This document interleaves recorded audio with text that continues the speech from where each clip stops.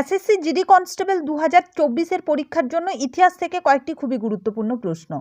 প্রথম প্রশ্ন, পানিপথের তৃতীয় যুদ্ধ কাদের মধ্যে সংগঠিত হয়? আহমেদ শাহ আবদালি ও মারাঠাদের মধ্যে 1761 সালে। ভারতের কোন রাজ্যে নালন্দা বিশ্ববিদ্যালয় অবস্থিত?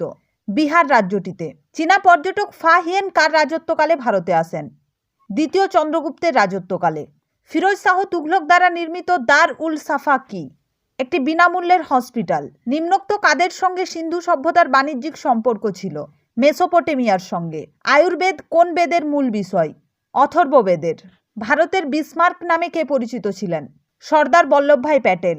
চতুর্থ বৌদ্ধ সম্মেলন কার সময়কালে অনুষ্ঠিত হয়? কনিষ্কের।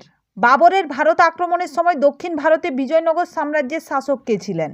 কৃষ্ণদেব রায়। হুমায়ুন নামা কে রচনা করেন? এটা তোমরা প্রত্যেকে কমেন্ট করে জানাও এবং এই ধরনের আরও ইনফরমেটিভ ভিডিও পাওয়ার জন্য তোমরা অবশ্যই আমাদের চ্যানেলটিকে সাবস্ক্রাইব করে নাও।